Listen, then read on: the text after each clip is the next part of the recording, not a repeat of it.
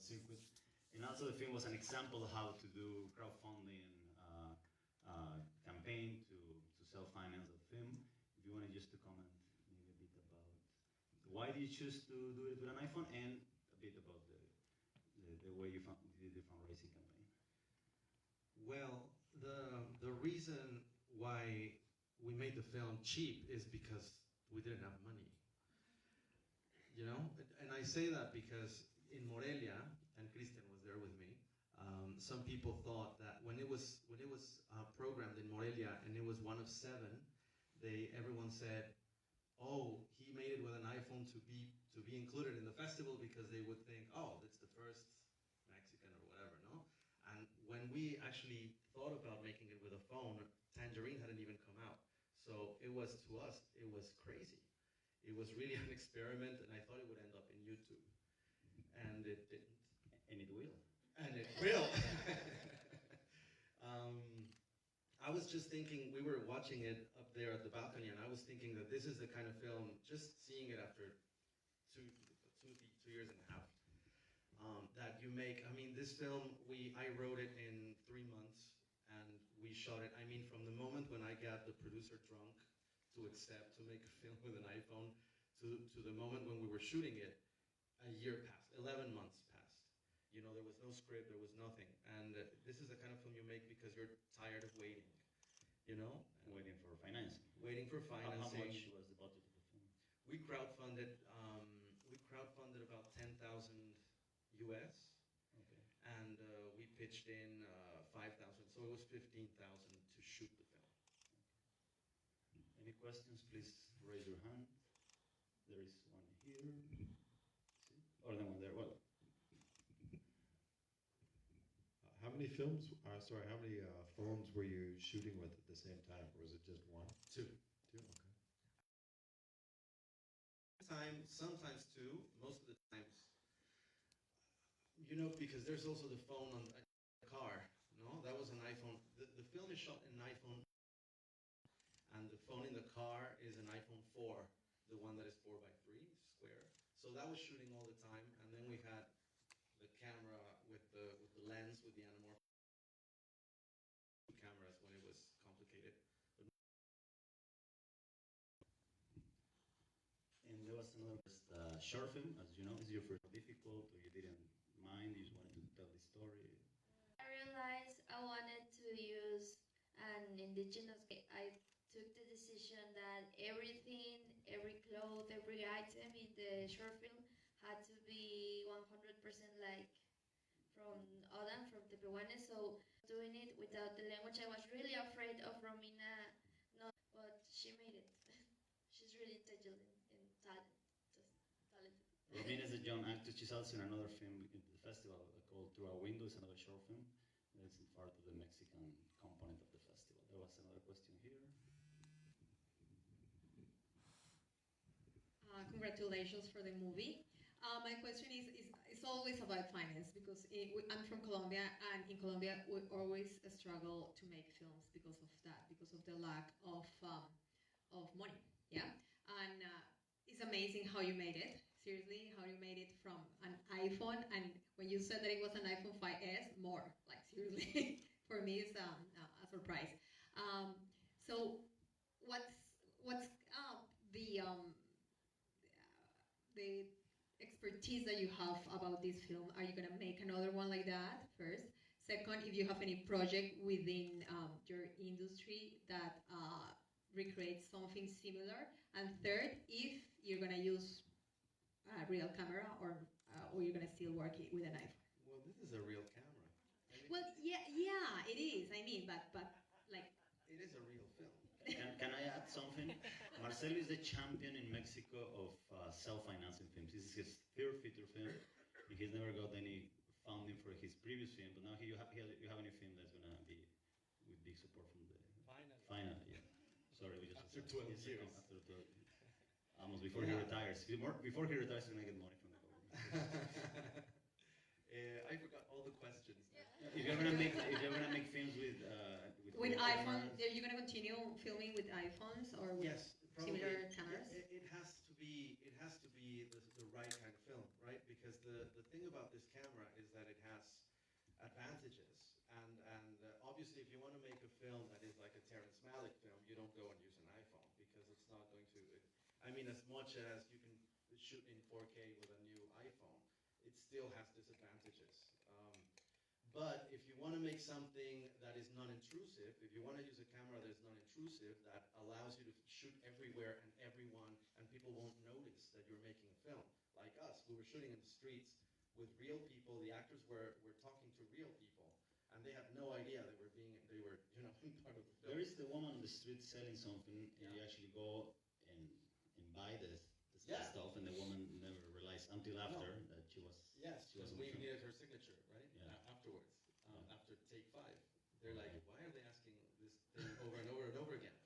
And she was very polite and just said, and I'm like, I told you in the underpass. Yeah, all the people, like, the taxi, that was a real taxi. So, if you want to shoot, I was recently in Sao Paulo at the festival, and we started, I don't know, we were drunk and thinking about a film, and I thought that's the kind of film we should do on an iPhone, because it was us being drunk in the streets of Sao Paulo. So you want to use maybe an iPhone and not an Alexa that you're going to lose, or it will get stolen, or you just won't use it properly. Like, I've seen films that use really big cameras, and you see that they don't really need the big camera for the thing that they would need it. I don't believe that films need to be beautiful, like beautiful as painterly, or some are, and that's great, and some don't need to be. Some are raw, and some are more documentary style, and the iPhone is a great camera for that. So maybe. Thank you. There's a question in the very back, and then over here. Well, first of all, congratulations. Actually, your movie back at home in Mexico, they presented your movie at my school and I missed it. So I'm very happy I got to see it here. And I gotta say, you wrote the script and you directed the film. And I know that when you make an audiovisual product, most of the times what you wrote is not what ends up being on the screen. So how much of your original idea ended up on the screen? That's a great question, because my previous film, Asteroid, it's called, it was actually here at the Vancouver International Film Festival. That film, we shot for 4 weeks, and the first cut was 3 hours long, and it ended up being 1 hour and 40 minutes. So basically a full week of shooting went to the trash, and I financed the film. So I learned that everything that I wrote is in this film. Like, now, if I'm going to pay for it, or if, I better write it thinking about exactly what I need on the screen. And the only way you get to do that is by making films. There's no other way to learn how to make films but to make them. That's why I always say how much they cost, and, use iPhones or whatever, because there's all these people who just never dream of making films, or they dream about it and they never get to make them. Usually minorities, women, right? Because they are expensive, because they're hard to make, and you need all these connections, and that's bullshit. Now it's bullshit. Also, I wanted to add, this program that we just saw is a great example of the diversity of Mexico. Some of you are here from Mexico City. It's a very Chilango film. Yeah. Also, popular in the Paola's film, an indigenous region in the northern central part of Mexico. It was very interesting how, in this program you can see the diversity of Mexico, film-wise and in regional ways. There was another question. The microphone is coming. Thank you for the film. Did you use sound from the iPhone as well? No, we used a professional sound mixer. Right. Yeah. And are you from Morelia? Sorry? Are you from Morelia? No, I'm from Mexico City. Mexico City. Yeah. Thank you. Thanks. I think it shows that I'm from Mexico City, because I wanted to show Mexico City the part that we never get to see. No, you saw Morelia there a lot because you won the prize for best film at the Morelia Film Festival. Yeah. You won us, and that's one of the largest film festivals in Latin America. One question. I wanted just to say that when we realized that if there was a big fuss about an iPhone film was selected in Morelia, it was like shocking, and then we realized that Belatar was going to be the president of the jury, and we thought we're screwed, because this is a guy that's never touched a digital camera. He shot on celluloid all the time, all his career. We thought, we're gonna, yeah, okay, so nice to go and show the film. And then he loved the film because he told me later, me and the actor, he said, film is about emotion, and it doesn't matter what you use. And I never thought I would hear that from someone like Belatar, which meant a lot, you know? So I just wanted to say that. Just wanted to mention Bellatar saw the film. Yeah, Yeah. I love it. You were sitting in the same theater with Bellatar. I love Somebody had the microphone. Go ahead, and then in the front of you. Yeah, so congratulations to both of you. Those were really wonderful, wonderful films. I wanted to ask Paola, your film ends on a very ambiguous note. We're not actually that certain as to where she's actually going, whether it's to the man that her mother spoke of, or whether she's running away. I mean, though it seems to lean towards the latter. And I was wondering, in terms of OSO Polar, like you, in the post-credit scene, you disclosed that like at least one of them survived. Could both of you just discuss your approach to ambiguity in terms of your endings and just tell us a little bit more about that process? La ambigüedad es fina. High level conversation. I wanted to keep the short film with an open end because, well, I know the end, but I want every people to get to their own conclusion because, like, for a girl like Romina, it's really, really difficult to leave their house because she's the only one that's taking care of her sister. If she leaves, then what's going to happen with her sister? But if she doesn't leave, she's going to end up with a guy raping her every day and not being able to get a career, to succeed in life. So she has to go, but I wanted to leave that to people like, what matters the most to you? Your family or your personal goals? And for me, she goes to the city, and I hope one day she comes back for her sister, but she leaves.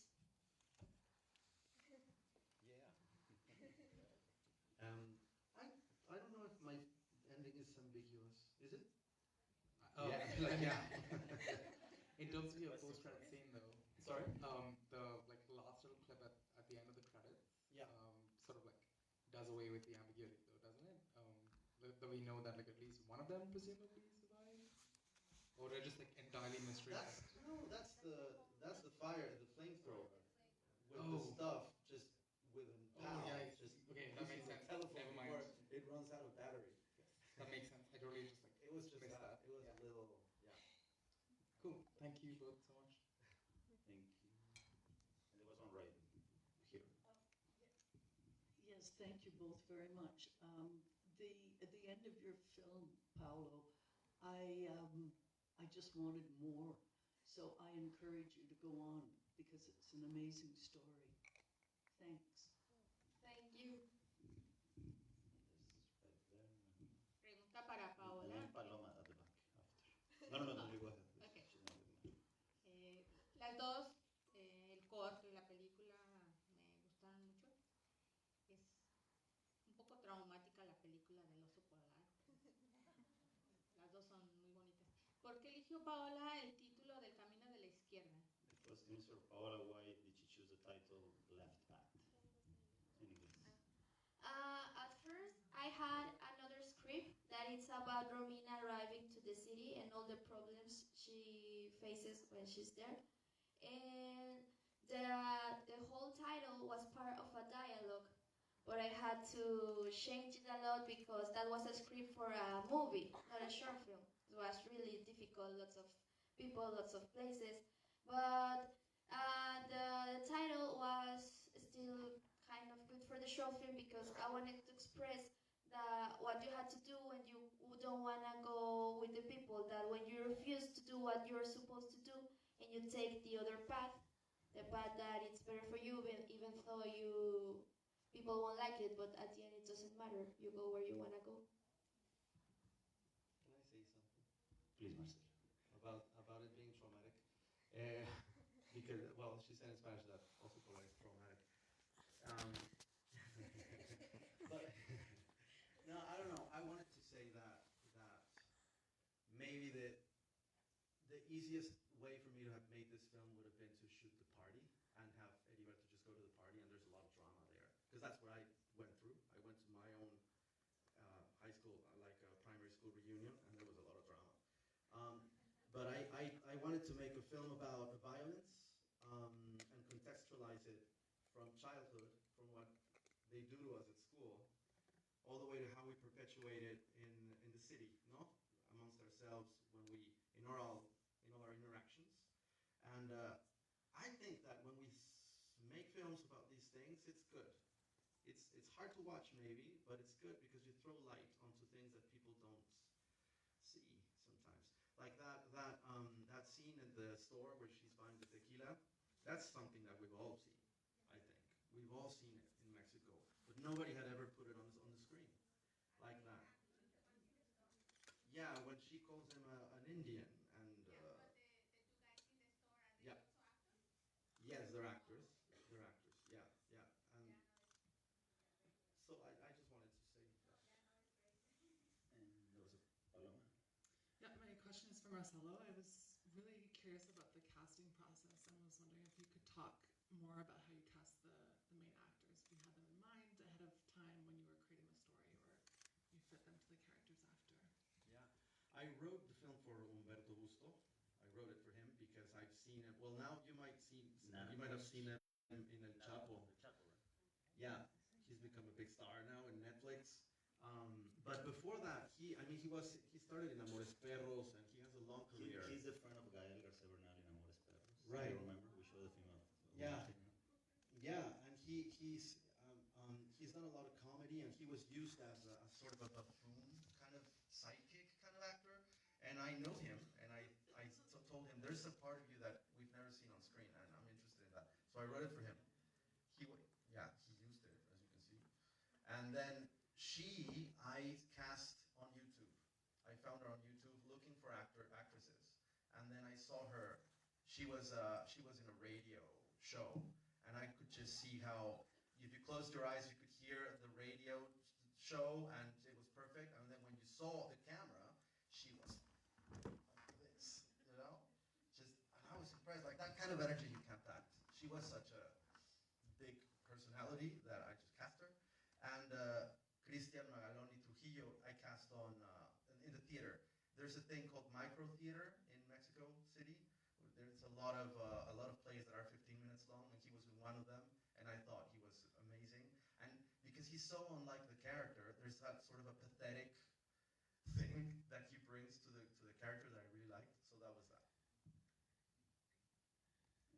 Is there another question?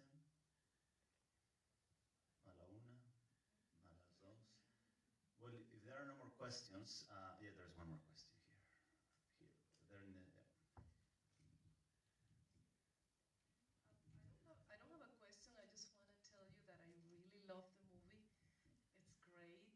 It reminded me a lot about Y Tu Mamá También, which was a fabulous movie.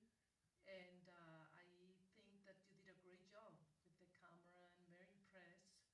And I hope that you keep, doing films like this. Thank you.